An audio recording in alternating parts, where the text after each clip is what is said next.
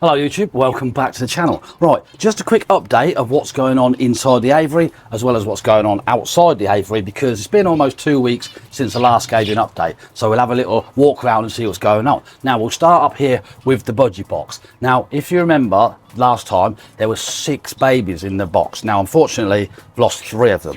2 of them had fell out of the box, 1 had actually passed away inside the box, but there are 3 remaining. So if I show you in here, there's actually only 1 in the box, and that is actually the youngest one, the one that was I'll say they don't incubate them all at the same time, budgies. They kind of like just start incubating straight away. So that's the youngest one, which did survive, but unfortunately two others fell out the nest and 1 died in the box. Now there's only 1 in there because 2 have actually fledged, which I now need to find. So down here, I'll take you down there and show you this one. So this is a Lutino, like a yellow budgie, which actually only came out of the box yesterday morning. So it's not really, it's kind of just been cleaning itself up and it's not learned to fly yet. And the other one, which is a yellow and green one, up around here, which is that one over there,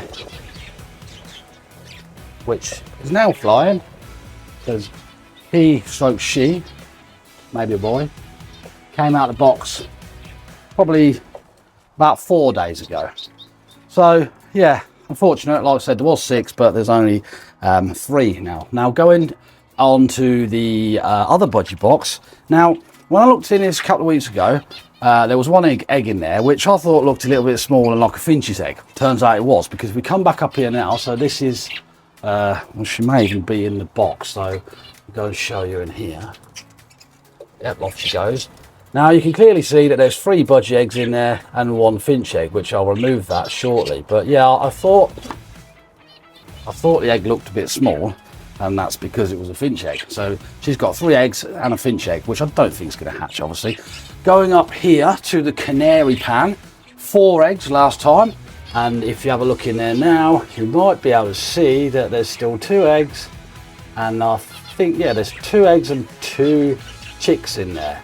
So all's good in there. Now down here to the one underneath the mirror, this one had 4 eggs in, but it kind of like, I think obviously mum kicked them out or something, but I do believe if we go in here, have a look in here, you can see that there's 1 baby in there and still 2 eggs. So there was 4 eggs, then there was 3 eggs and 1 baby, and I don't think them eggs, by the look of that baby and how old it is, I don't think them eggs are actually viable anymore. So leave them in there a little bit longer and then take them out, because obviously finches, they do tend to hatch quite close together. Now over on the other boxes, on the one on the left there was 1 egg in there, and 1 on the right made a nest, nothing going on. I did say there's something interesting about that one. It hasn't materialized as yet, so I'll still keep an eye on it. I'll tell you as and when if needs be.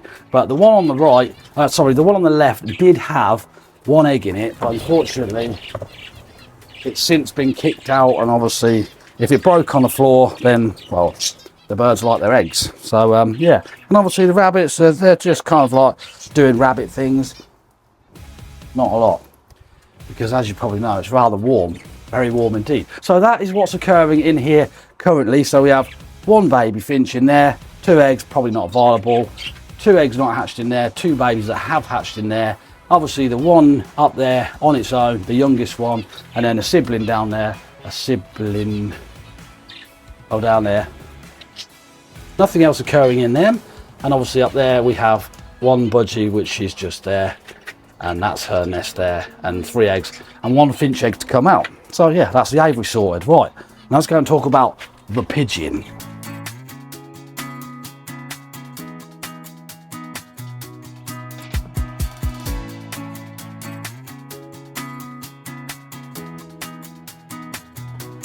Right, okay, so as you know, like from the last video, maybe the one before that, I have pigeons nesting in my budlet bush. And like I said in the previous video, pigeons, for some reason, they only ever lay 2 eggs. So earlier, she came off the nest. So I took the opportunity to prod a selfie stick in there with a phone on the end, and yes, she only has the 2 eggs. It's weird, but yeah, they only ever lay 2 eggs.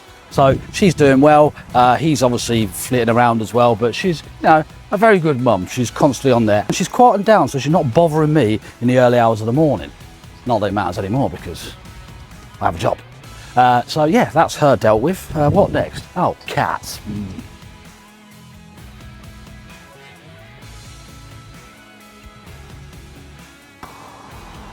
Trying to find a bit of shade because it's really, really hot. Right, okay, so cats. It's been almost 2 years now since I inherited the 3 cats off my late mother.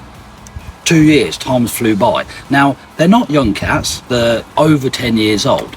So for the first roundabout 6 to 8 months after I got them, I had to then change them from being house cats to going outside. And it took them a while to get used to going outside. One of them, I think it was like over a year before it actually stepped foot outside. Now you just can't get it back in. Now in general, they're pretty good cats, but adjusting to being outside, they're not very good at doing like cat things, like hunting and stuff. They kind of just watch the magpies and the pigeons and just go, fine. So it was quite disappointing this morning because obviously I like my birds way more than I like cats. So I came into the kitchen this morning and I found a dead bird on the kitchen floor, which I was rather upset about. Obviously the cats have done it. Now, it is what cats do. Cats just kill for fun. It's very frustrating. And as like I said, especially when you love the birds, to see a bird on your kitchen floor, not very nice. And I've heard horror stories of obviously pigeons being ripped to pieces and then brought into the house. So quite lucky that way. So I have actually identified the bird. Now, I'm going to just say this now. If you're a bit squeamish and you don't like kind of this kind of thing and dead things, then I'd say probably skip forward about 30 seconds or so, or just stick your fingers in your ears and like go blah blah blah until it's over. So yes, I've identified the bird, and it is actually, I believe it's a great tit, and it is, even if you look here, it's a juvenile, because you can see just here on the beak you can see the yellow gape flanges. Now what they are is like a visual thing for the parents to be able to see the males when they come to feed the birds in the nest, and eventually they will just disappear. So yeah, it's a juvenile great tit, which is such a shame because they are beautiful birds. Beautiful birds indeed. So yeah, it is such a shame, really is such a shame, but unfortunately that's nature, that's how it is, that's what cats do, that's what they like to do. But I didn't really think they had it in them, which is again quite surprising because I don't understand, because so the cats don't really leave the back garden ever, like hardly ever leave the back garden. One pops next door that way, one pops next door that way, but as a rule they stay in the back garden. I don't really have a lot of birds in the back garden. I have blue tits that come and visit the bud deer for aphids and bugs and stuff. I have fat pigeons that come down for the birds, see the birds flap out of the aviary, but great tits, no. So I'm assuming with it being a juvenile, it may be crash landed in here or next door, and that's where it met its fate in the shape of a cat.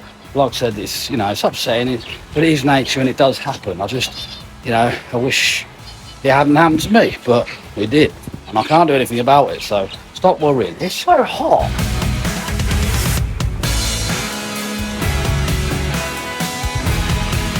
Now there is just one more thing that I need to update you on, and that is me.